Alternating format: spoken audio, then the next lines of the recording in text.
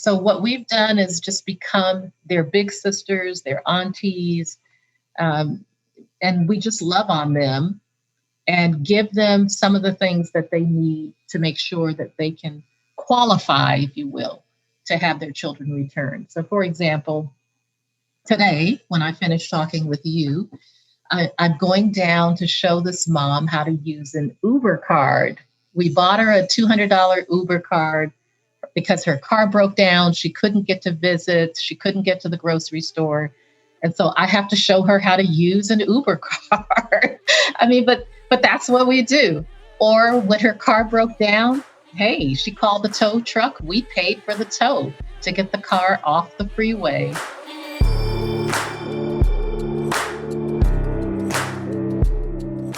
Hello, beautiful humans and damn givers. I'm Nick Lapara, and welcome to another episode of Let's Give a Damn. On this show, I have conversations with volunteers, nonprofit leaders, business leaders, activists, politicians, actors, musicians, and all kinds of people who are giving a damn and striving to live meaningful lives. I'm so incredibly glad that you decided to show up today. Thank you so much for being here. My guest today is the wonderful and wise Carol Mitchell, and she's hella smart. She holds a Juris Doctor from Seattle University School of Law, a Master of Arts in Organizational Systems Renewal from Seattle University, and a Bachelor of Arts in Sociology from the University of Washington, Seattle. Carol has more than 20 years of public sector leadership experience, having served most recently in Pierce County, Washington. Her primary responsibility was to improve outcomes for individuals with behavioral health and substance use conditions who were caught up in the grip of the criminal justice system. Most recently, she founded the Institute for Black Justice in September of 2020. The purpose of the IBJ is to relentlessly pursue equity and justice for all. Earlier in 2020, she was fired from a job that she loved. And what I love is that Carol talks about that she was fired so that she could find her purpose, and find her purpose she did. We also talk about her upbringing, her family, faith, and the incredible work she is already doing and plans to do at the Institute for Black Justice. I truly enjoyed this conversation from beginning to end. I learned so much from Carol, and I can't wait for you to hear it. Before we get into this conversation, as always, a quick reminder that you can, anytime and for any reason, email me at hello@letsgiveadamn.com. I love hearing from each and every one of you. And now, let's get right into my conversation with the wonderful Carol Mitchell. Let's go.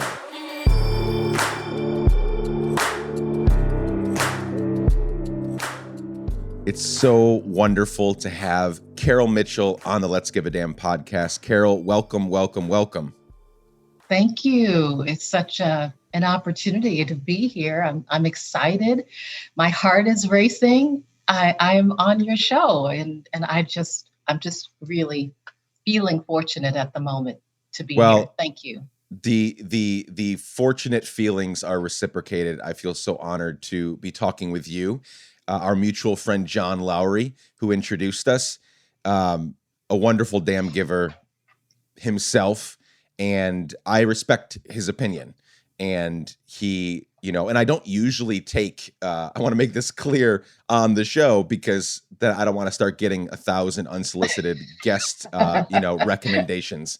But every once in a while I ask people like, hey, if I have a week or two open, who should I have on? And John was pushing you, really hard. He said, I so respect Carol and the work that Carol's doing. You need to have her on. And as I started poking around on the internet, I was like, yes, I think I do. I think this is someone that I really, want to talk to, need to talk to. And I'm really excited to talk to you today about your story, about the work that you've done, and most recently, which we'll get to in the conversation, the Institute for Black Justice. So many great things. It's a new organization, but it seems like so many great things are already happening. And I have no doubt that under your leadership and the team that you're building, that will continue to flourish. So again, welcome to the show. So happy to have you here. Thank you. Let's begin. I like to go back all the way to the beginning when I have these conversations, because a lot of interviews start with present day. But if people have never heard of Carol, it so helps to know where you've come from, the people and places that have shaped you, because that speaks so. I am not. You can't look at Nick in a vacuum in 2021. So many things have happened in my life that have broken me and that have, made me whole and that have healed me and that have hurt me, that made me who I am today. So I always love to go back to the beginning to hear some of the origin story, the genesis story of Carol Mitchell. So go back as far as you want to, but just start talking about who you are, where you came from, the people, places, and things that shaped you. I want to hear all about it, and then we'll get into some of the work that you're doing currently. Well, thank you, Nick. Again, I cannot express how grateful I feel for this moment. And as I mentioned to you as we were preparing for today, I feel like this is a God moment because there's just really no rational reason why you and I should be talking this morning, other than the fact that God ordained it. I just have to give shout out to my Creator. I would say that my story begins in a little town outside of Columbus, Georgia, where my mother was born and where my first 5 or 6 years of life, which I think most people would say those are the years, right, that really shape your future. That's where I started my life amongst Geechee Gullah people. And for those who don't know very much about the Geechees, they were the descendants of slaves who, for the most part, started their life in enslavement, I should say, outside of the coast of South Carolina, Georgia, and Florida. And my mother would always say, Grandpa was a saltwater Geechee, and I never understood what that meant. But my grandmother had a lot of beautiful African cultural ways of being and thinking. She was the youngest of 16 children. And I was tucked up under her so tightly, I could oftentimes feel her very heart beating. And sometimes I thought her heart was my heart. She was not educated. I think maybe she got through the 3rd grade, but she was incredibly kind, caring, and entrepreneurial. She ran this little store inside of her shotgun house. You know, those houses where you see the front door and you can see the back door when you open the front door. Yep. That we called her Nana. And so my Nana Ruby ran this little store inside of her house because she figured something out, that in the early 1960s, at probably the height of civil rights, the civil rights movement, it's not the first civil rights movement, but that particular movement, she discovered that it was really unpleasant for people of African descent to go into town and interact with people who were white because the tensions were so high. And so she was a middle woman. She would take the orders of the Black folk that lived and sharecropped in that little town and go into town and deal with all the negativity that was directed toward Black folk at the time. And then she would add 1 penny to everything she sold. And I watched that entrepreneurial spirit of hers survive in some of the toughest surroundings. My mother used to remind us that she didn't finish high school because she was pulled out of school every year to shake peanuts. She never picked cotton, but she was peanuts and pecan harvesting most of her middle school years on up. And so I grew up with this Geechee Gullah, take care of the community, be self-sufficient, self-sustaining, take care of yourself, make the best of what you have available. And on the other side was my dad, who was this Army Sergeant, Tuskegee Institute connected, Morehouse connected family from Atlanta. And so they sort of looked down on my mother and her country cousins and her sharecropper origins because they were the Black upper class. So I had both of those value systems operating when my father moved us from Georgia to Fort Lewis, Washington in 1965. And I grew up in Washington. So let me stop there and see where you want to go next. I've taken you to Georgia and now to Washington State. There's so much there. For one, how did your parents meet? My mother was working as a cook in a little restaurant near the base, near Fort Benning, Georgia.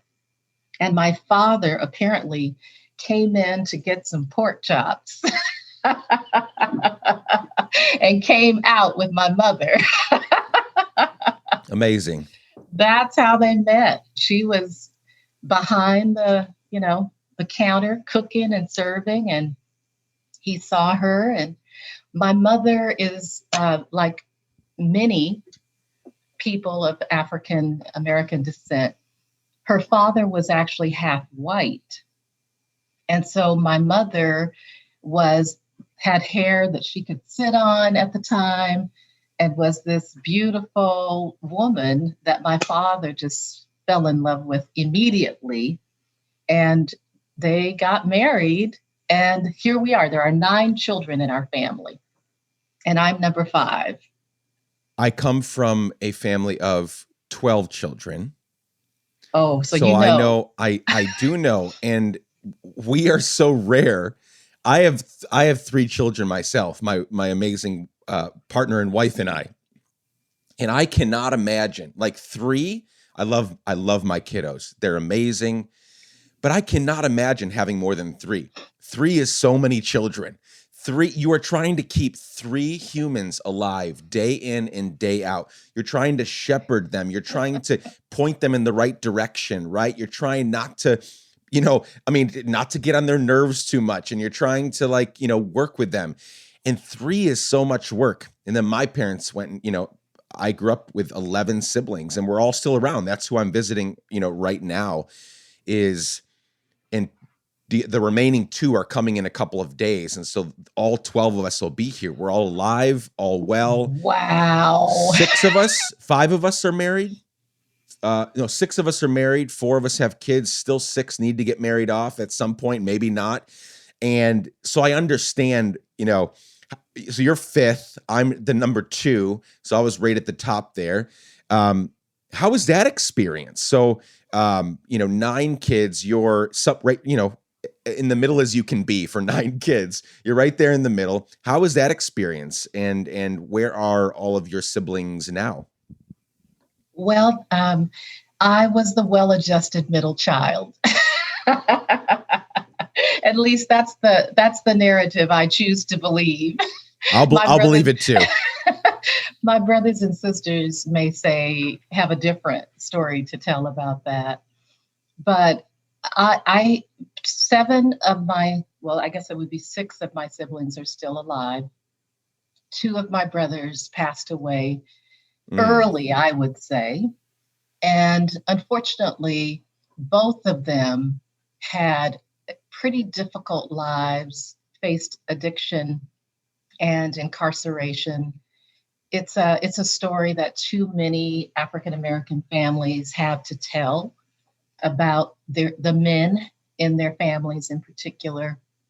And I really think that both of my brothers who passed away before one before his 60th birthday, and the other passed away a year ago on Mother's Day of lung cancer, my eldest brother. I think both of them, as is true with many families, had issues of early trauma, probably issues of mental health, clearly of substance use disorders that were never really treated. And so they self-medicated. And when you self-medicate, you don't really have the right prescription for what ails you. And it was not it was not something in our big Black family that we ever talked about. Mental health or trauma or physical pain from an injury that had never healed.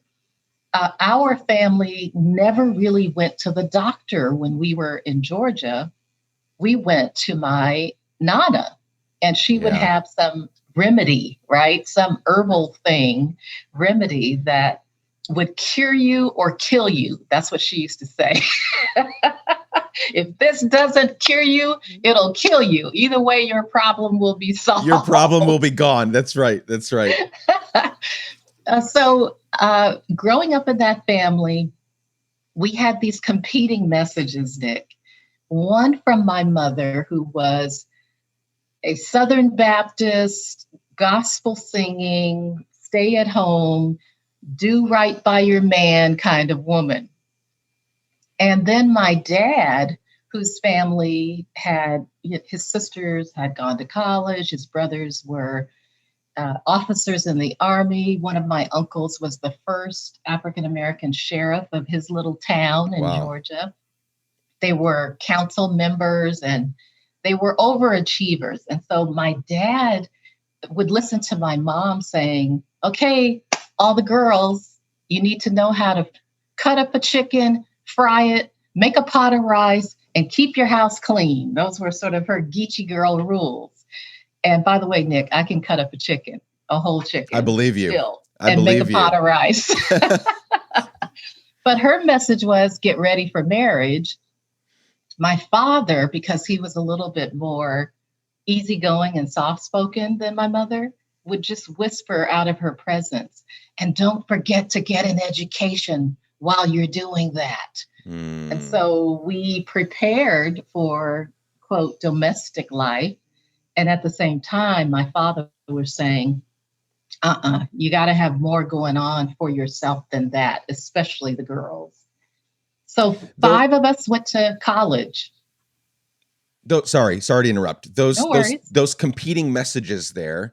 Were there fights about that between the two of them, or was there an allowance for mom to say this and then dad to add on and say also get an education? Right? Was there competition there, or was there deference to each other to get to share what they wanted their kids to go on and do?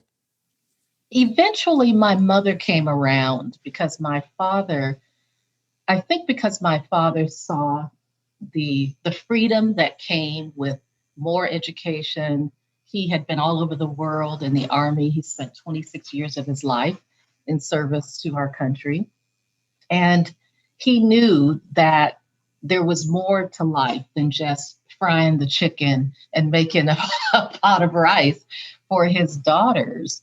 And so of the 4 girls in our family, 3 of us went to college and 2 of us earned graduate degrees, largely because my mother finally came around, and especially when I decided I was going off to law school.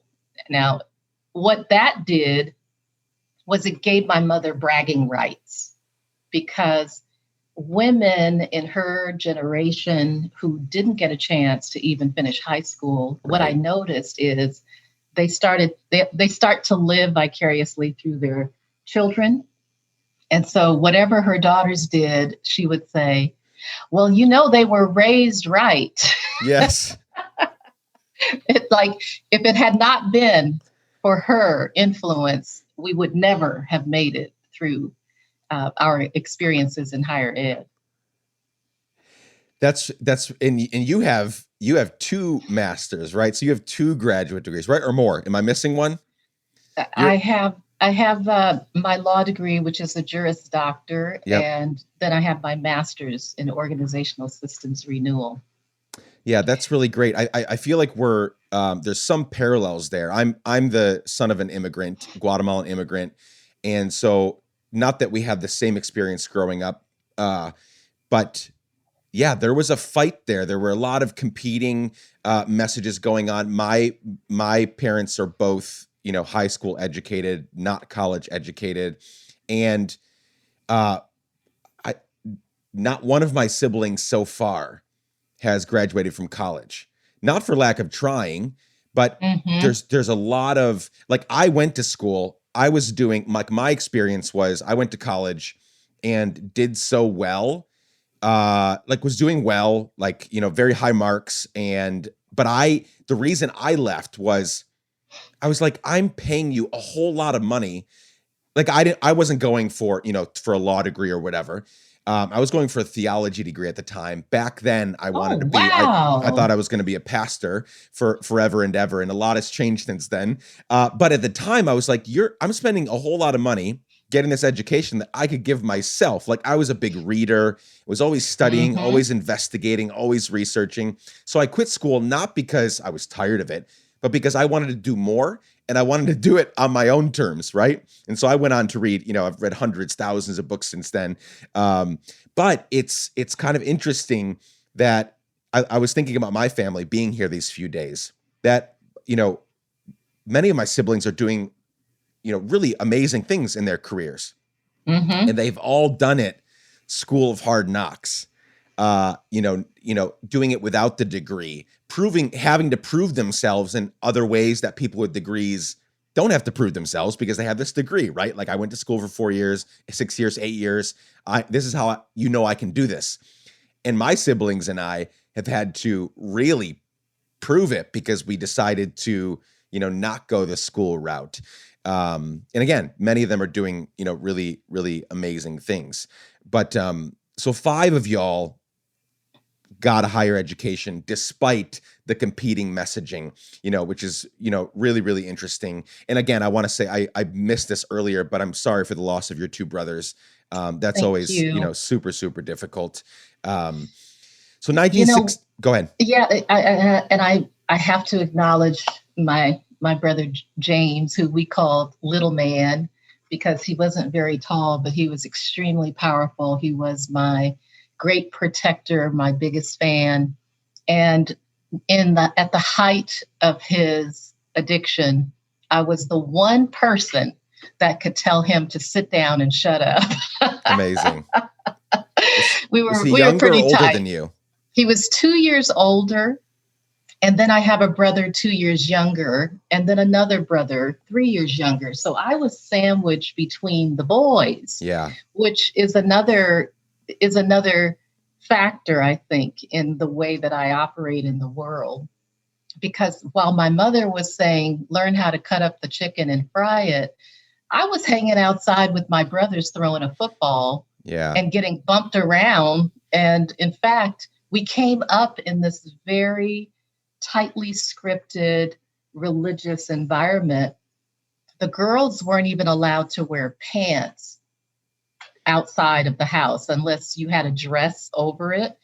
We came up in that environment. No makeup, no jewelry, no pants, no open toed shoes, nothing that would be sexually provocative at all. This blouse I'm wearing today would be entirely inappropriate, We have which is why I'm wearing it. That's right. No, it looks great. You look beautiful. You look amazing. Thank you. We have another thing in common because, yeah, that was another thing with my upbringing, was a very fundamentalist. What was the denominational Mhm. background? What was the Baptist, Pentecostal? What was it? Well, my mother was a Southern Baptist. My father was African Methodist Episcopalian, but I grew up in the Pentecostal faith. So at some point it merged in the Church of God in Christ, which is where I grew up from the time I was like 12 until my 30s. So much of my experience growing up was in that type of an environment. It wasn't Pentecostal or Methodist Episcopalian. It wasn't Southern Baptist. It was these fundamentalist, independent Baptist, Oh, denominations. Very, very little oversight. So the pastors could say and do whatever they want. Tons of additions to scripture, right?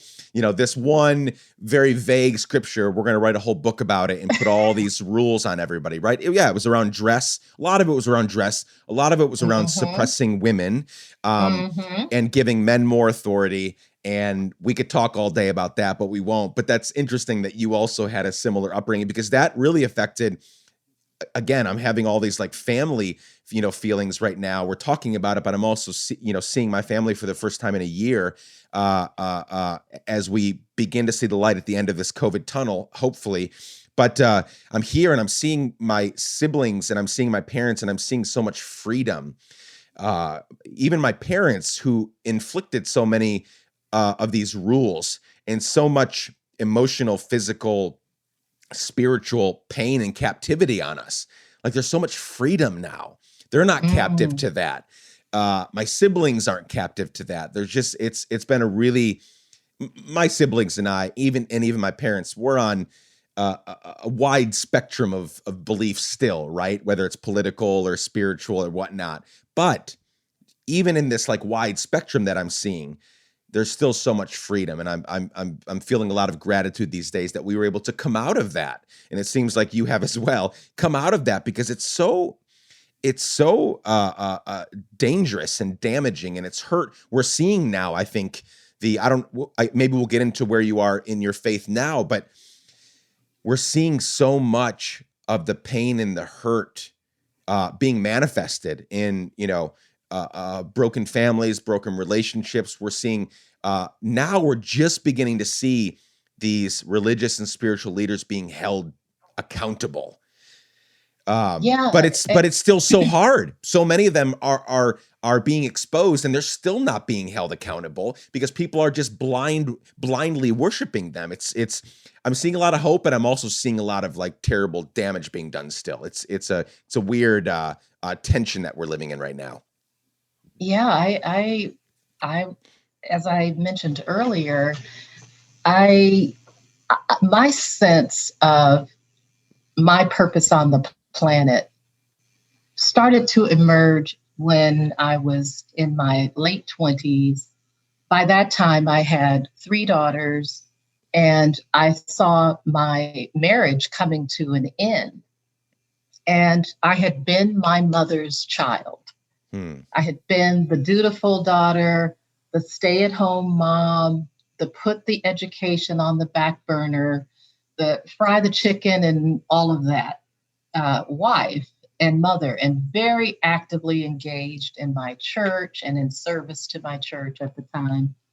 And yet here I was going through the one experience that was so taboo in our belief system, to be divorced. That was like, oh my gosh, that was a horrible thing. And then to believe that you could never remarry. So that is where I was when I decided, okay, my mother's route to success and happiness and joy, even though my mother and father were married well over 50 years when my father passed away. It worked for my mother. It did not work for me. And so then I said, well, let me see if Dad's remedy or Dad's recipe for success will work. And I started back to the University of Washington when I was 31 years old. Wow. And had my 3 daughters. We moved on the University of Washington campus and lived in family housing. And then I went all the way through with my 3 daughters as a single parent, all the way through law school. So bachelor's and then law school. And then I earned my master's just in 2012. I went back for my master's, sort of out of order. But I can tell you that it was by faith through grace that I was able to do it. A deep sense of having a connection to an omniscient, omnipotent, loving, caring, protective God. And I read that Bible so many days at that UW campus when I was ready to quit, give up, throw in the towel and say, look, I could just collect welfare assistance, which was my right. I could just survive on Medicaid and food stamps and stay home with my babies. I don't have to struggle this way. But something greater than that, for which I was born, some purpose that was inside of me, inspired me. And every single day, I was in prayer and praise. Those are two things I learned from growing up in that Pentecostal environment, the power of prayer and praise. And I still practice that every day.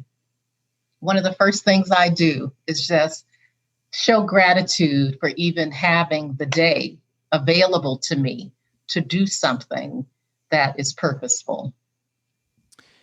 All of that amazing. It's inspiring me. It's reminding me, I too believe in a higher power, and I believe that this higher power and this great love, brings really great people together. And I think that's why we're doing this today.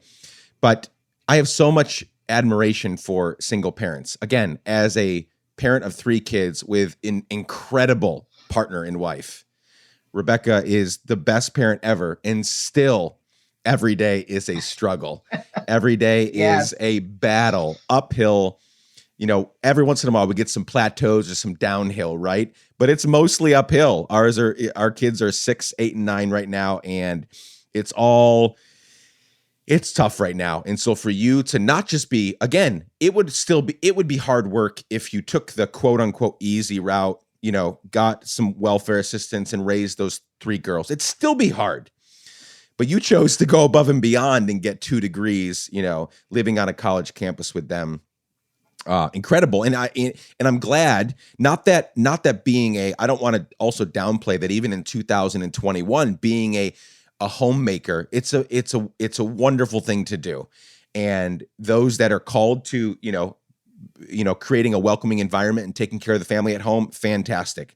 It's a vocation just like mine. 100%. And they've done those studies, right? Where it's worth like a mother, or if, most of the times it's women, but a mother or a father that stays at home and takes care of all the home duties, that's worth 6 figures, right? They've done the math between, cooking, cleaning, dry cleaning, laundry, taking the pets out, taking care, daycare. They've added all that up and it's well into the 6 figures. So yes, it's a wonderful vocation, but we haven't even gotten to your work yet. And it's already clear to me that, yeah, I'm glad you tried out your dad's route, right? The going above and beyond just being a homemaker.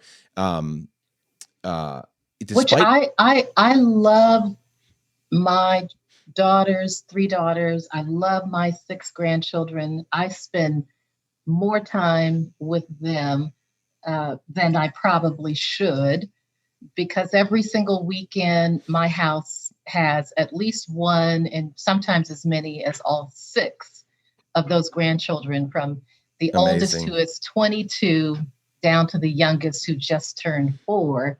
And that 4-year-old turns this house upside down. But that part of my grandmother and my great-grandmothers who, sort of nurtured me, being folded in close to her heart, family still matters. And I like being connected, even to my brothers and sisters who are not here in Washington. 2 of them live in Florida. In fact, I'm going to be leaving in a day or 2 to visit them, because 2 of us from here and 2 of them gather as often as we can. We didn't get together last year because of COVID. So I'm looking forward to seeing my younger brother and sister in just a few days. But family anchors me, and my faith sustains me, even facing difficulties, dealing with COVID. We haven't gotten to how I was fired into my purpose yet. Yes. Okay. Yeah. That's. I'm so excited to be getting there, because I think it's just so wonderful. So, 1965. Your dad takes you all out to the Pacific Northwest. I don't know if John shared with you that I met John because we lived in Tacoma for 4 years. And yeah, so I know Tacoma. I have a deep, deep love for Tacoma. I'm a big city boy. We finally made it to our, I think, forever home, New York City. We live in New York, right in Manhattan. So that's my vibe. That's where I want to be, possibly for the rest of my life, I hope. But the one place that made me doubt that, though, I've lived all over the world. I've lived all over the US. The one place that made me doubt my big city aspirations was Tacoma, Washington. I love Tacoma, Washington. Of all places. That's amazing. I love Tacoma, Washington so fucking much. It's not even funny. I think about it. I dream about it. It's such a beautiful place. How did you end up? Because you were at UW, right? Getting your degrees. How did you end up at Tacoma? Let's talk about Tacoma. Let's gush about Tacoma for a couple minutes before we get into you getting fired into your purpose in the Institute for Black Justice. Tacoma, let's talk about it.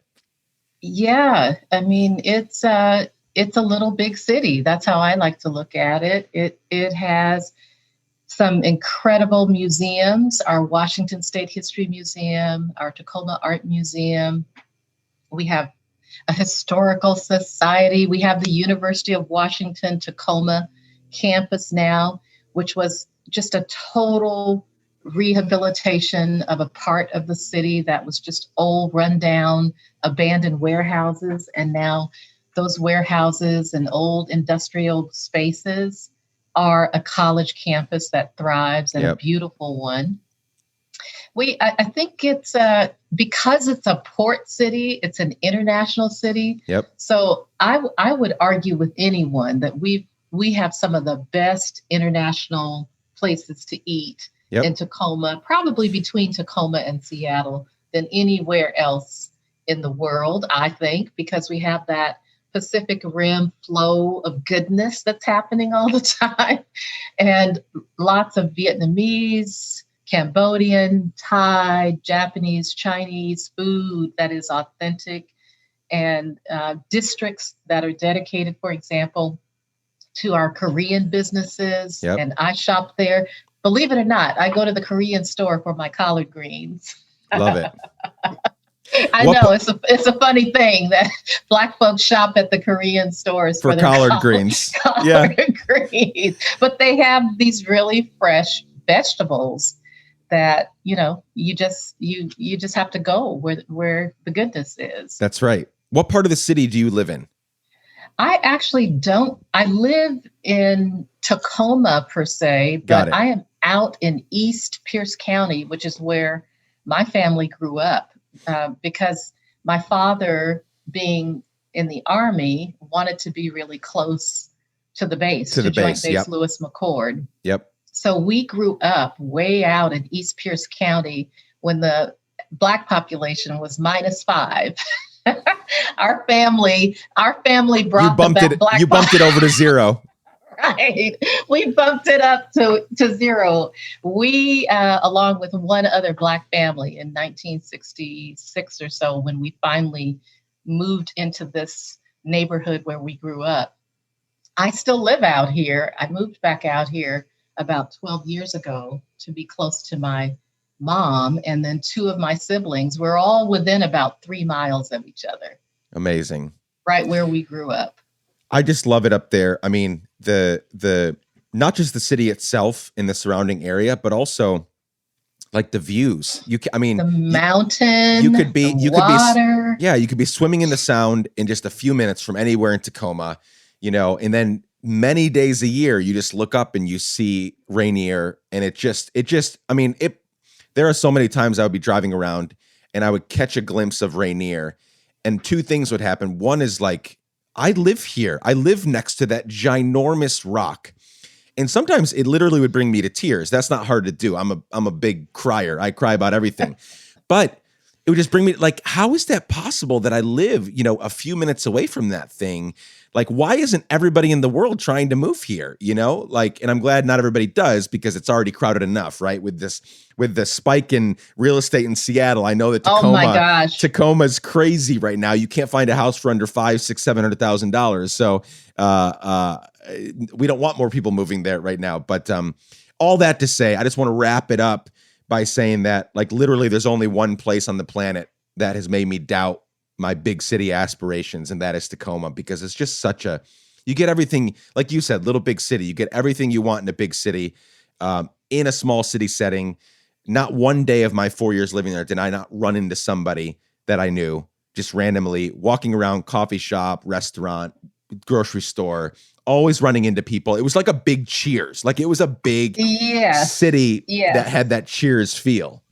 And it's, I think, because like you, I've lived other places and visited other places around the world. The air quality Yes. is, especially now. I mean, Commencement Bay back in the day was a Superfund site and was terribly polluted by the waterfront industries of, the early eras Yep. of the 1890s and beyond, when the railroads were coming in and the smelters and all of that polluting that happened in the water and the air. It used to be called the Tacoma Aroma because you Yep. could smell it, sort of like Oklahoma City one time when I was driving through.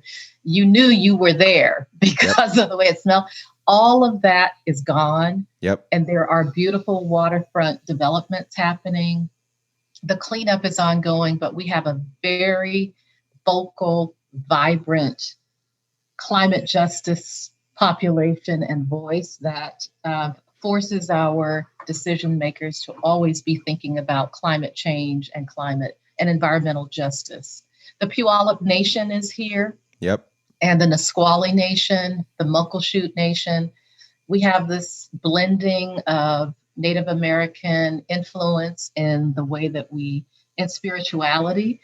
I will tell you that I read a stat, and I don't know how true it is, Nick, that Washington is the most unchurched state in the U.S. So, we worship the environment, apparently, and we don't always choose to worship, quote, God.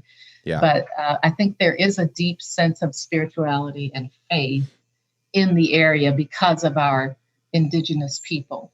Yeah, there's a definite separation in the Northwest between lots of spiritual people, not very many religious people, and I don't blame them.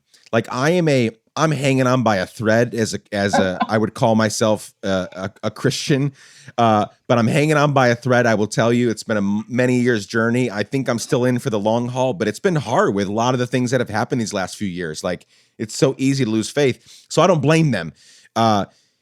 What's interesting about what you just said is, yes, there's so much of a push for the environment and, loving who and what we have around us and taking care of it.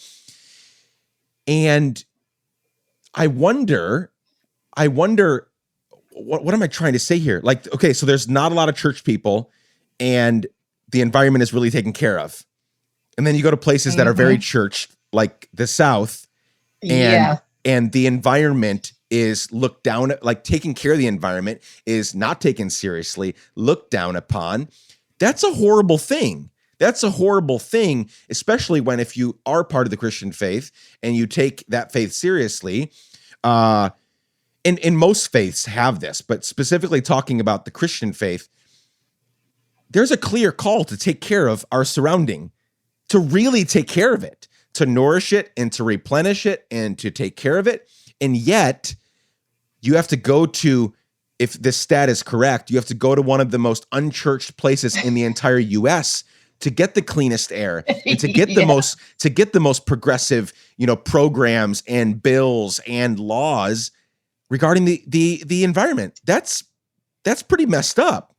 And I don't get that, because it seems counterintuitive, right? That those of us who profess to believe in a creator God and to understand that the earth was one of those initial creations along with humanity, and yet we disrespect that creation. That those two things don't make sense to me. Why you would disrespect, especially another human being. So let's talk about humanity first, right, and then disrespect the environment, the land, the water, the air. When you profess to believe in a creator who created both. So those things don't square well with me. It all fits. I respect humanity. I respect the creation, whether it is humanity or whether it's environmental. Those go together with faith in my mind. No, they very much do. And going back to our, I won't speak into, some of the theology around creation that maybe you grew up with, but the way I grew up is very shitty theology around like what happens in the future, right? So it's the whole earth's going to burn up.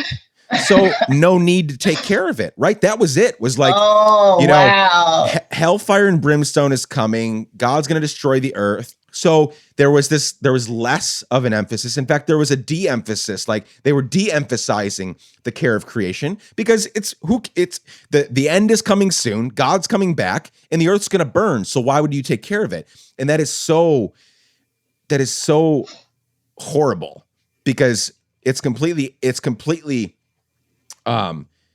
taking the Bible out of context and these clear commands to take care of the earth. Like, if I don't know what happens after death, I am not sure what's happening in the future, but I do not think that this loving creator is going to destroy this amazing thing that has been going on for millions of years. You know what I'm saying? Like that's not going to happen. That is not what's ahead of us. So it is incumbent upon us to take care of it and to take care of it really, really well. We should be leading the effort on it. In my opinion, is like, if you do believe in this God, this creator, we should be leading the efforts to take care of the earth. Well, and think about it. It's the same thing that happened when we decided that there were different levels of humanity, that one level of humanity could enslave another, or could traffic another, or deny another rights. It's sort of this hierarchy of humanity that we operate under. And I think the same thing operates with the environment. That environment falls somewhere underneath the lowest level of humanity. And therefore, we can oppress it, we can take advantage of it, we can abuse it. And who cares? Because if you're not at the top of that hierarchy, then you're ineligible for some of the privileges and rights that belong to the top. And I think that same philosophy around the environment is exactly what creates conflict and oppression of humanity. That same kind of thought process that I don't have to care, because as long as my needs are taken care of, as long as my children are provided for, then I can pump lead and arsenic into Commencement Bay, because my children aren't going to be eating out of that water. Yep. There's a fundamental, we could also talk for another hour. Maybe we'll talk about it for a minute. You know, it was just July 4, right? Freedom Day, Independence Day, which, you know, I because I'm a very direct person, I don't like to mince words, and I usually call it's a fake Independence Day. Other more eloquent friends of mine have said, no, it's an aspirational day, right? That we're continuing to aspire toward it. I don't have that much hope presently, but I like that. But it's definitely not Independence Day. It's definitely not the day that we became a free nation, right? I saw this meme yesterday of, I don't know if it qualifies as a meme, but it was a Native American standing next to an enslaved Black person. And over the Native American, it said, you know, we came to stolen land. And then over the enslaved Black person's head, there was a caption that said something like, and the ground was, you know, tilled, and everything was built by people that were stolen from their land, right? It's such a horrible thing. It's such a I mean, I literally, like, obviously I know all of that, and that's such a simple way to put it, but it's like, yeah, we came and stole the land, and then we stole people from their land to come build our land, right? And I'm saying again, I'm the son of an immigrant, like, so my dad is from Guatemala, but I'm still part of it, right? It has to be an our, it has to be a we. There's such a fundamental misunderstanding of what, to go back to what you said about, as long as my needs are met, then screw everybody else. There's such a fundamental misunderstanding of what the word freedom means. Freedom does not mean that I get to do whatever the hell I want, that you get to do whatever the hell you want. Freedom has to take into account all of the people, places, and things around us, living and not living, because everything that I do affects you in the future. That has to, and I live in New York City and you live in Washington. We are on opposite ends of the country. You could not get further from each other. And yet everything I do, I have to believe, I have to realize that it's going to affect you and your kids and their kids and their kids in the future. We have to work together. True freedom is me making decisions based on what I need and what everybody else needs. That's true freedom. True freedom is not me making decisions for me and my own. I appreciate that so very much, and also the meme that you described. It's a perfect. It's just a perfect prompt for me to talk about two things that I don't want to forget to mention. Please. Number one, the climate justice work of Reverend Lennox Yearwood and the Hip Hop Caucus. He spoke at our recent symposium, but he has a podcast called The Coolest Show, and it's all about taking climate justice to the faith community, largely African American, Black faith community, and getting people in some of these areas engaged and activated for climate justice and environmental justice. So I just want to give a nod to the great work going on there. And then this question of the selfish view that I think oftentimes we see acting itself out. Partly it's about selfishness, partly about fear, and all being sort of predicated on this view that there's a hierarchy of humanity. Until we let that go, I think it's difficult for us to behave in a way that takes the whole community's well-being takes that as a priority, as a first principle. Is the whole community well when I make this decision? And if you can say yes to that, go forth.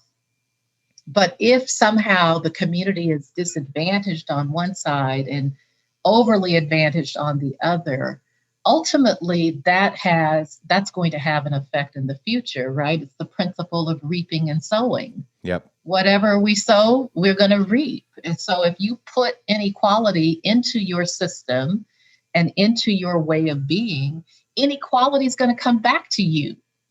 And it may not show up in your bank account. It may show up in the fact that your child in the future has to face addiction or has to face inability to have children. It could come back some other way, but there's no way to be unequal on this side without having an effect. That is a God principle. There will be a payback, whether you invest in positive or negative, it's coming back to you. I think the Eastern religions would say it's karma. Yep. But you're part of the cycle of life, and the universe likes balance. And so it'll balance itself out. I saw a presentation, Nick, recently about these cycles that we go through every 50 years. And the presenter from a group called the Algonquin Group, they are proponents of wealth building as a strategy for justice and equity. Particularly Black wealth building, that we should be focused on owning rather than being owned, and that's how you get to justice, through the dollar. But their point is that every 50 years we go through this cycle of rebirth and then reaction to that rebirthing of civil rights, if you will. Then there's a backlash and a reaction to it and a depressing of all of that. And then there's another rebirth and passion towards civil rights and equality. And then there's a backlash. And so they think we're in one of those cycles right now. Wow. Where all of the efforts that are happening right now to gain equality, we're also starting to see the backlash with voter suppression, all of that, with oppressive laws that are coming down, the attitudes toward COVID-19 and, no masking and no vaccine, all of that is in response to progress that appears at least to have been made by people who were historically at the bottom of that humanity priority list. Yeah. I mean, we could talk. I'm trying to bite my tongue right now because there's so Don't much that I bite want to it. say in response to that. And I want to get to, your work at the Institute for Black Justice. But I 100% agree with you. That's an interesting way to put it. And I want to please send me that presentation if it's available for me to watch or listen to. Yeah. I completely agree that there's always, when there's this, I hadn't heard of the 50-year cycle, but it makes sense. And yeah, I can totally see that even without hearing the full idea of this 50-year cycle. Yeah, there's going to be a backlash. And we're seeing that right now because many people, I think most people, I want to believe that most people are on board with progress, but those in power, or rather, and I think we've seen a lot of this past 5 years, those that have been convinced they're in power or that they're the superior, whether it's the superior race or the superior kind of person, they think they're in power, but they're not. But when they see that they're losing more of the pie, as it were, yeah, they're going to kick back and they're going to push back on things that, how are you pushing back on this? Why are we having to fight about this in 2021? Voter suppression laws. Voting. Like, how are we pushing back on this? But they're just scrambling for dear life. They think they're losing. They don't understand, again, that a rising tide raises all ships. They don't understand that this is a good thing, that there's equality. They don't understand that there's always going to be enough for everyone. They're not losing anything, but they think they're losing something. They think they're losing their current way of life. And so they're scrambling. And how many millions of dollars does it take to live a good life? At some point, you just don't even feel the difference anymore. That's at least my perception, that after you hit about, 100 million, can you really feel the difference?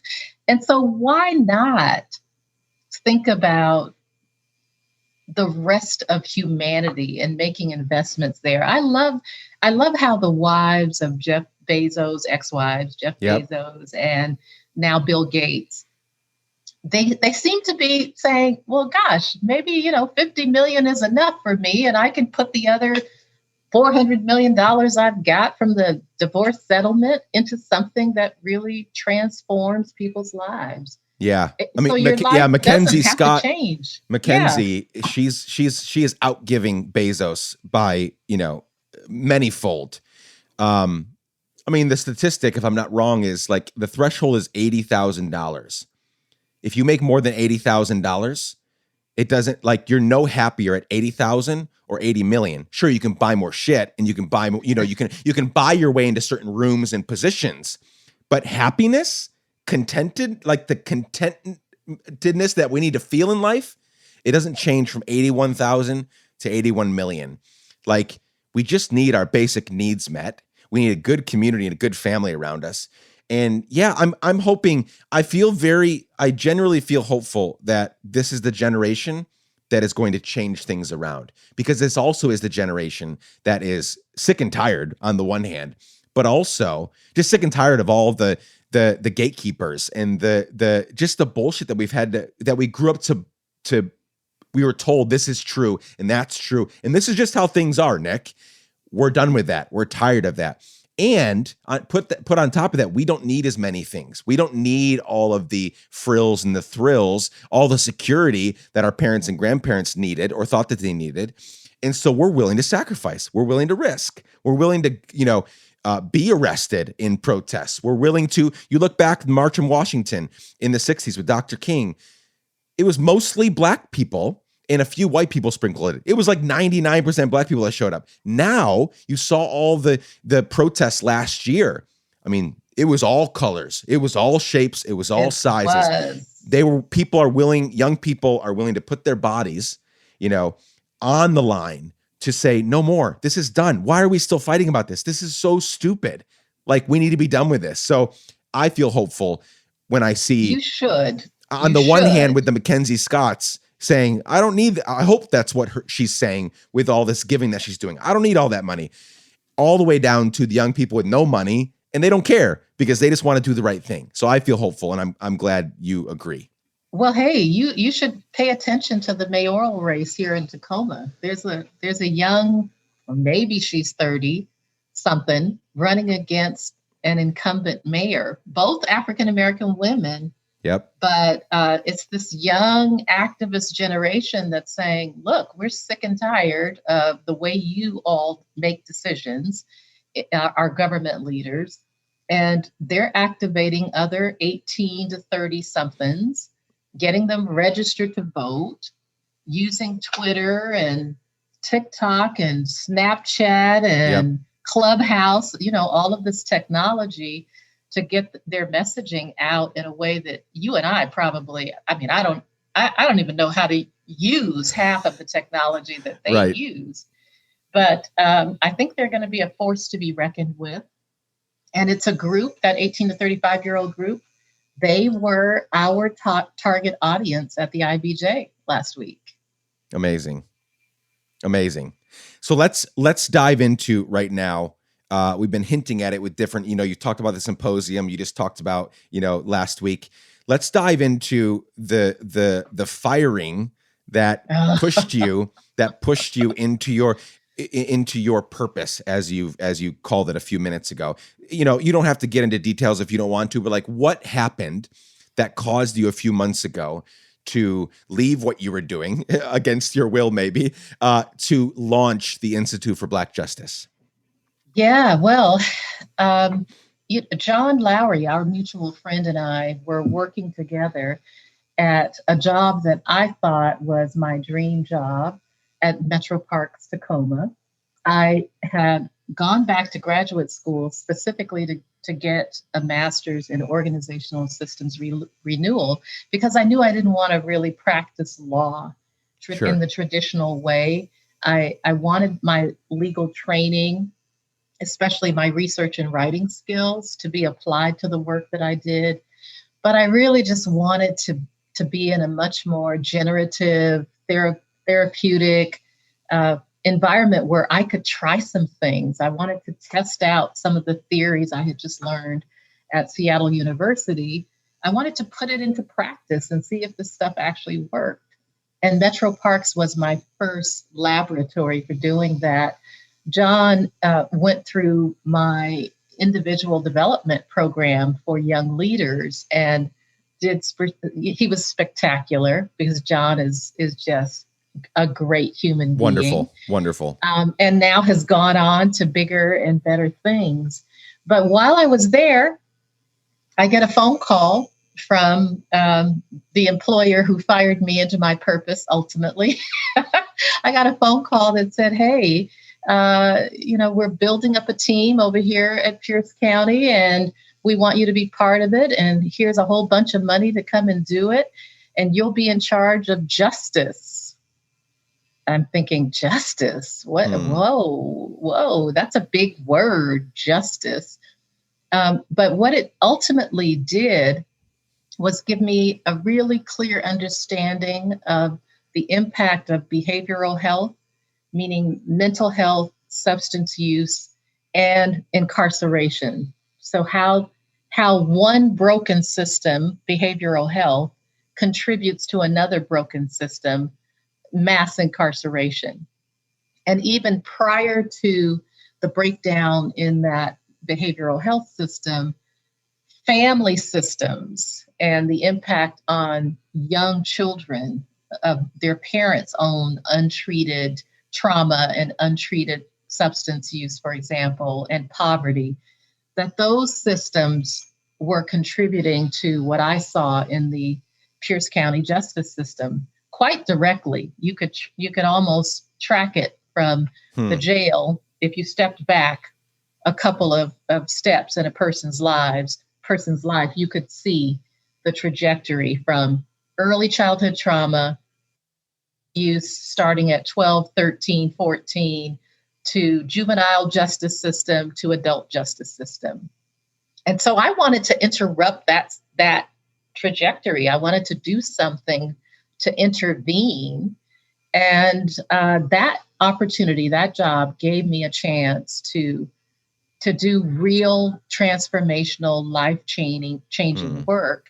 My brother James's experience with incarceration was part of my motivation for leaving my fun job of my dreams at Metro Parks and taking on the gritty, unpleasant, sometimes really difficult side of justice.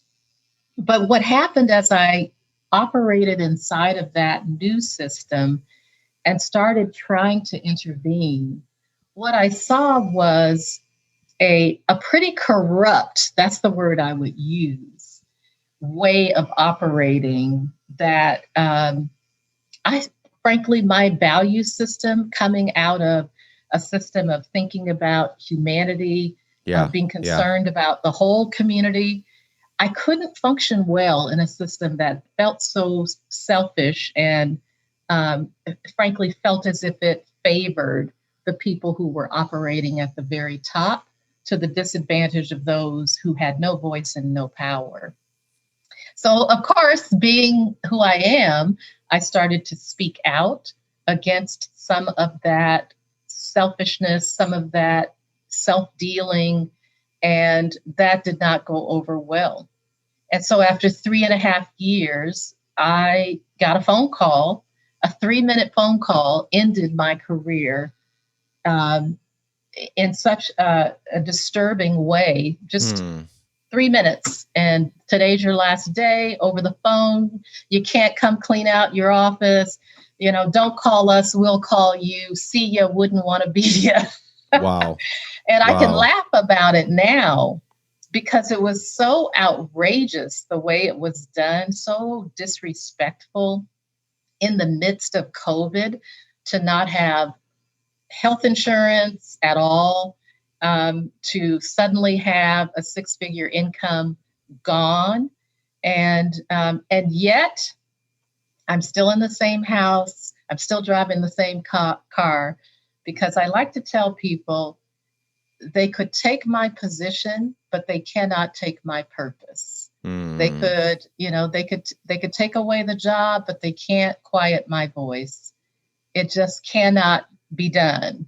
And so I began to listen to some really influential, supportive friends of mine who said, well, why can't you just keep doing what you were doing, but just start your own thing? And I thought back to my Nana Ruby.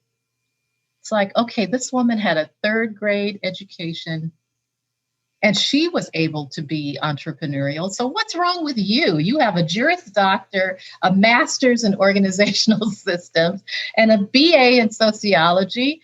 Put all of that to work and do something new, create a new thing, something that has never existed before. And so we birthed the Institute for Black Justice 9 months ago. Actually, I would say I became impregnated 9 months ago. It takes a while. It takes a while. And we birthed that baby this last week on June 28th through 30th. We birthed what I call a dream of true justice, no exceptions. And our mission is to relentlessly pursue equity and justice for all, with Black African-American families as our first priority, because frankly, they're still fairly close to the bottom of that humanity hierarchy that operates in the United States. I love these kinds of stories where something seemingly, or something that the universe meant for bad, right? Turns out to be the thing that launches us into, maybe the thing that you're going to do for the rest of your life, right? Or it's going to at least be the foundation for other things you're going to do. I love that so much. I'm living a version of that right now myself, and we won't get into that, but I love that story. Relentlessly pursue equity and justice for all. I'm 1,000% on board with that, but there's also a million different versions of that, right? So what is that? Let's get specific for a minute and talk about, the 3 A's, right? Advocate, accelerator, accomplice. How is the Institute for Black Justice going to, and again, this is all new for you, right? So I don't expect you to have it all figured out, right? This is a work in progress, which I'm so excited to see the fruit of for, weeks and months and years to come. But how do you all see this growing, and how do you all see the work that you're doing kind of setting yourselves apart from other work that's being done, right? Not that you're trying to create something new, because justice, on the one hand, a lot of people talk equity and justice for all. But also that's not a bad thing. And there's only so many ways to do that, right? So how do you all see, how are you adding to that conversation in this space? Well, there are I would say four pathways that we travel down. And we're not trying to be all things to everyone, because we're our size, we're really small. We don't even have any paid full-time employees yet. I have not been paid by my organization since I started it. But God has provided. The universe has provided. So I'm really pleased about that. So those four pathways, number one, we started this really kind of elementary school podcast, Nick. And so you do this for a living. And so if you could see what we were putting up initially, you would just laugh, because it was so raw and unpolished and had no professional support whatsoever for it. But I had spent 17 years doing local, city TV, doing a little city TV show. So I had some idea about how to format a show and how to buy a decent microphone and a light or two. And you should see my studio. That's where we launched the Black Robe podcast. That's what it's called, the Black Robe. And it's based on the premise that we wanted to put on that robe that judges wear when they step into a courtroom. We put that robe around the Black community of Tacoma and Pierce County. And we let them sit in the judge's seat and judge whether or not justice happened, whether or not equity and equality is happening. And so we're pretty critical of our local city and county government and state government. And even further, nationally, if we see something that we think is unjust happening, it'll be on our Facebook page and we'll talk about it on the podcast. So that's one. The second thing that I'm really proud of, and I think is where the transformational work or transformative work is happening, is in our family advocacy. It's called CHIMES, which is an acronym for the communities here to intervene for more equitable solutions, CHIMES. And we take mostly mothers, some fathers, who are in the child welfare system, meaning they've had their children removed and placed into protective custody by the state, and are trying to get their children back, get their families put back together. You would not believe how poorly some of these mothers are treated by that system. They have no family support of any significance. No one believes that they are worthy of having their children returned. Wow. And so what we've done is just become their big sisters, their aunties, and we just love on them and give them some of the things that they need to make sure that they can qualify, if you will, to have their children returned. So, for example, today, when I finish talking with you, I'm going down to show this mom how to use an Uber card. We bought her a $200 Uber card because her car broke down. She couldn't get to visits. She couldn't get to the grocery store. And so I have to show her how to use an Uber card. But that's what we do. Or when her car broke down, hey, she called the tow truck. We paid for the tow to get the car off the freeway. We're going to buy some bedding for her 7-year-old's bed because she doesn't have decent sheets and blankets for the bed. We're going to clean her carpets to make sure that when the social workers come through to do a walkthrough, the carpets don't look and smell like the little hamster that runs around in there. So Chimes is really, that's where my heart lies. But the podcast, I think, is the fun part of what we do. And then the other piece that I cannot forget is why we talked about this symposium earlier. We are committed to creating a whole new generation of young adult social justice leaders. And the way that we do that is through a 2.5-day symposium. We kicked off our first one, June 28, 29, 30. And it was small, but powerful. And that scripture, despise not the day of small things, keeps coming to me because I can just feel that it was the right design. We'll be working with young adults who are using human-centered design to solve social justice challenges. So stay tuned for more on that. And then the fourth thing is we're always here for consulting on organizations that want to create an anti-racist set of policies and practices. We're here to help with that.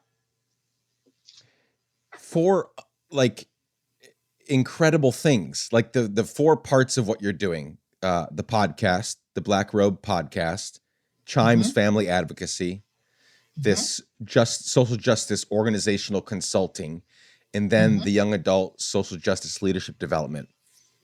That is so much work and very worthy work. Like all of those, like it seems like when, as you started describing all the different things that are being done, it all seems like a really great puzzle that is coming together because it's 4 really great things that create holistic change, I think. I mean, the way that you describe the family advocacy, the Chimes, which is really great. Community is here intervening for more equitable solutions. It's supporting people in need by showing up. Like, that's such a simple concept, but it's everything to people that are used to people not showing up for them. That's everything. Just showing up. I mean, the things you just described. Now that's money, right? And you guys have to figure out how to sustain this thing, right? And that's the challenge. But simple things like, hey, your car broke down. Nobody's showing up for her. We need to get the car off the highway so we can see if we can get it repaired. But in the meantime, here's an Uber card. All of that is might seem like it's small, there's small actions in real time, but that is transformational. That's life transformation that's happening. And I love in the description on the website showing up in court to observe court administration. Like even that, right? Like court is such an intimidating place where the person that is being judged, looked down upon, is being examined. That is a very intimidating place to be, especially women and children. And to have someone show up to just be that person that is going to call the court on their bullshit if it ever arises. That is so important because that person might not feel in the moment or ever feel like they could speak up on their behalf because they feel so intimidated, so downtrodden, so beaten down by the system.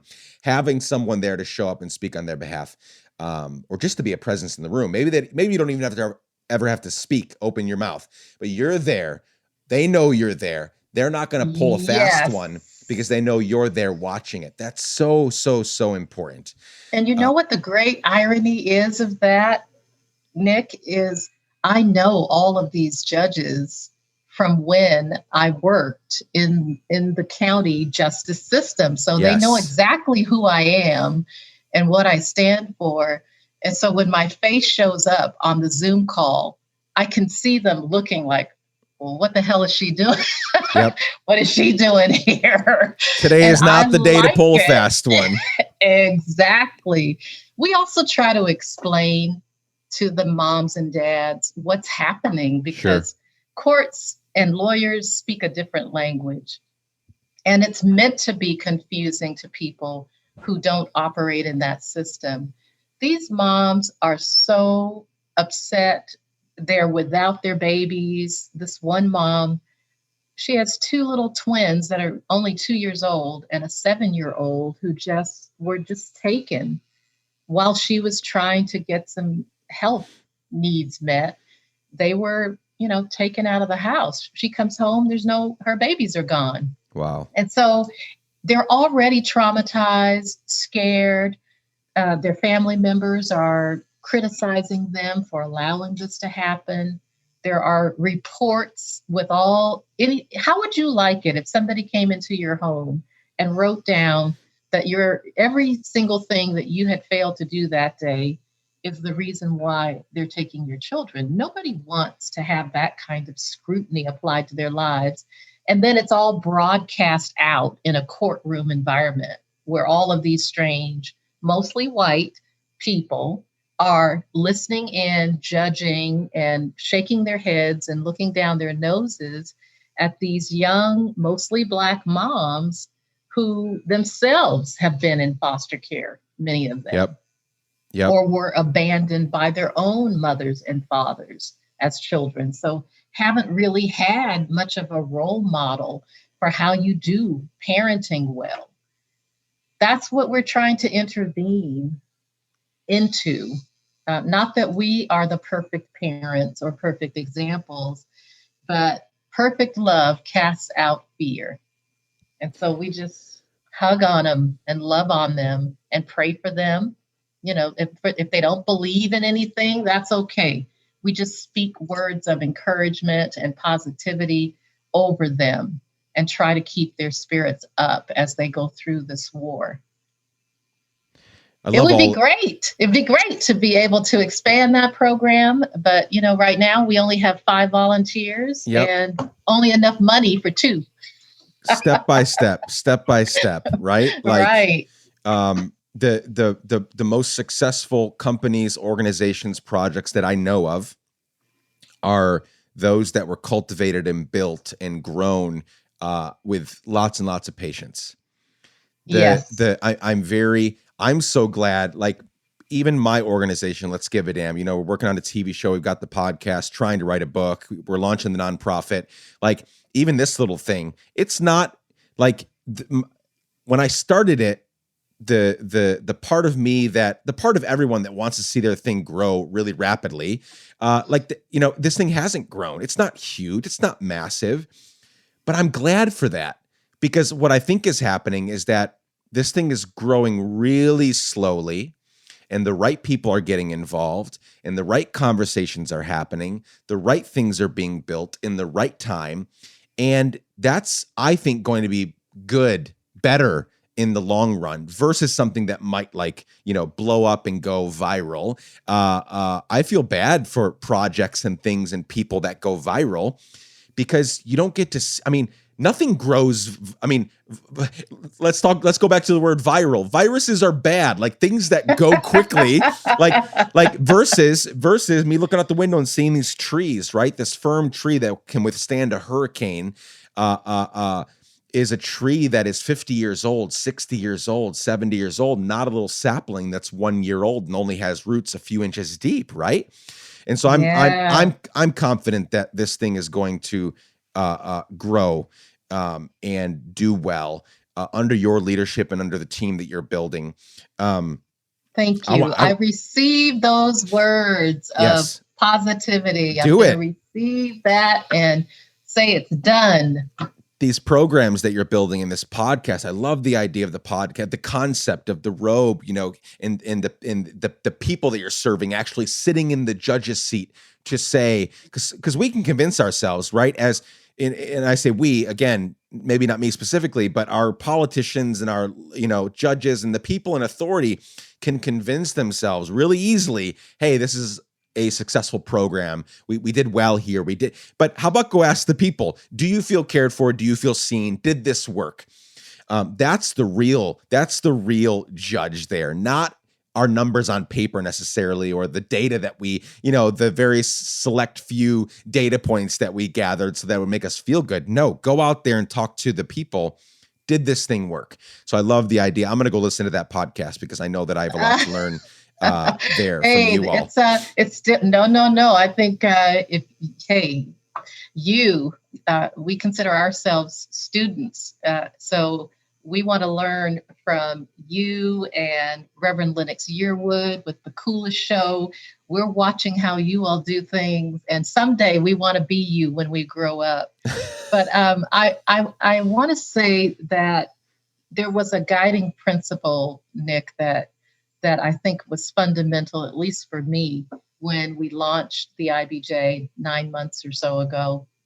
And by the way, we did get our 501c3 nonprofit status in Amazing. April, Congrats. which took 6 months, and that was like an excruciating waiting period. Yep. But our guiding principle was, we are not going to be perfect, but we're just going to start, and we'll perfect it as we do it, because you know what perfection does, right? It just slows down the process of actually getting in there and making things happen. So I try not to hold too tightly to perfection and let that get in the way of just going.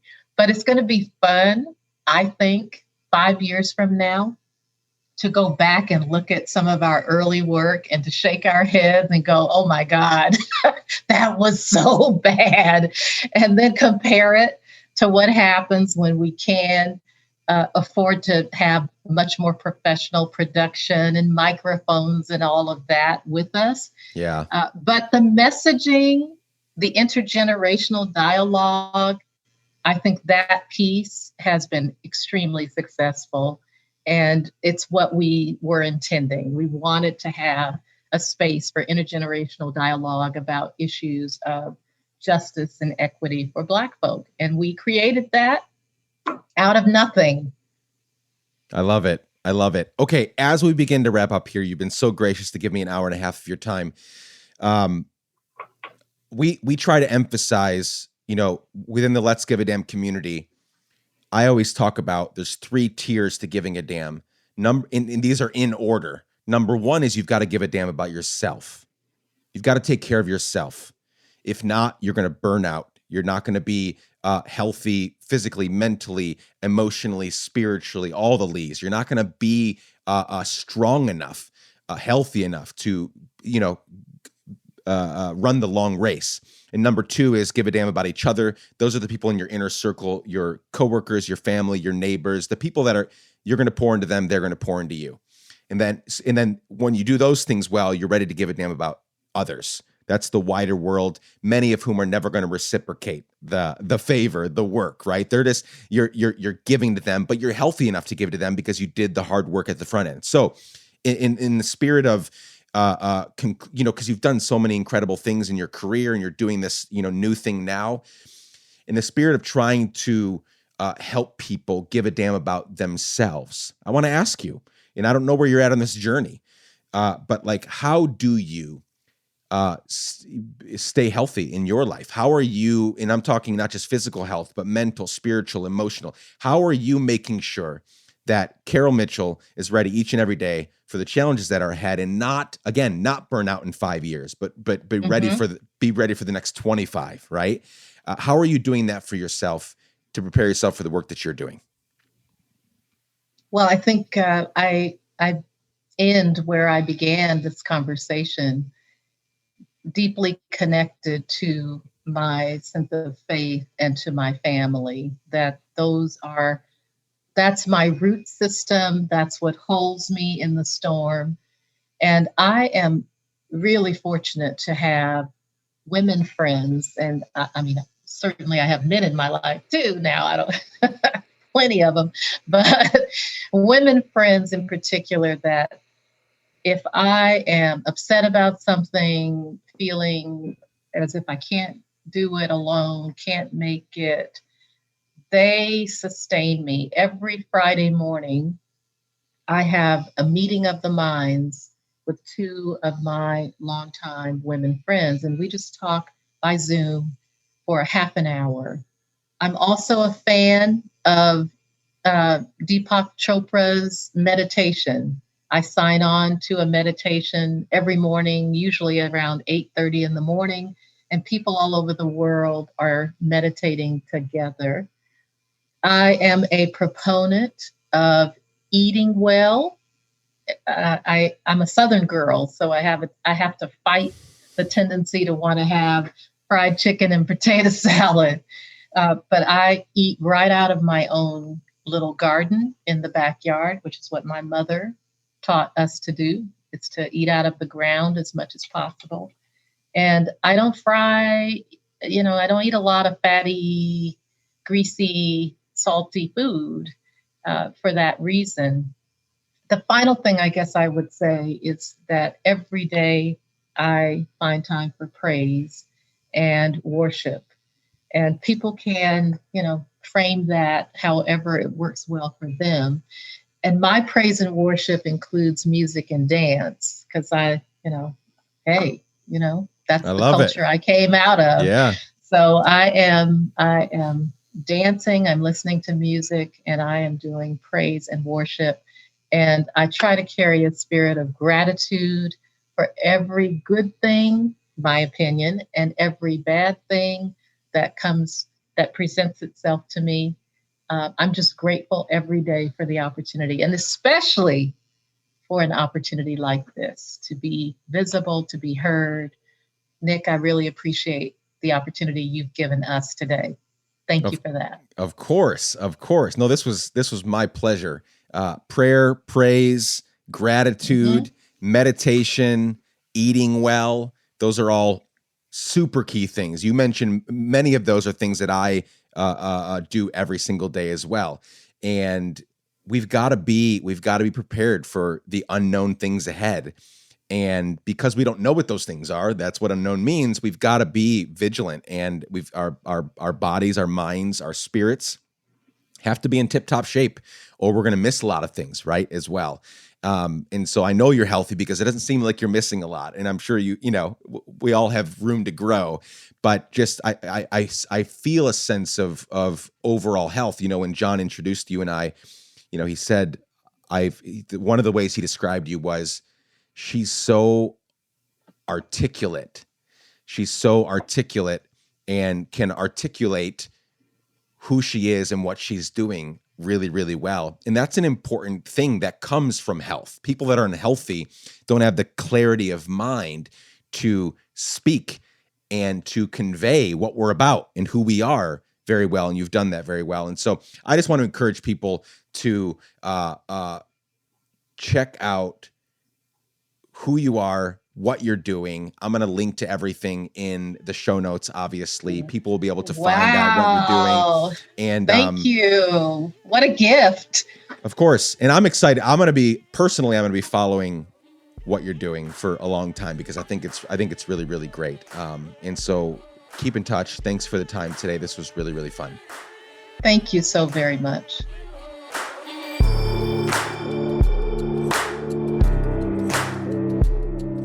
That is all for today, my friends. Thank you so much for spending time with Carol and me today. To learn more about Carol Mitchell and the Institute for Black Justice, visit instituteforblackjustice.org.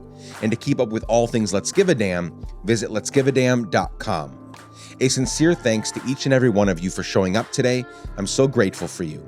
Chad Snavely, Jess Collins, and the team at Sound On Studios made this episode. The music is by our friend Propaganda. You can reach out to me anytime and for any reason at hello@letsgiveadamn.com. I love you all. Be safe. Keep giving a damn. Bye for now.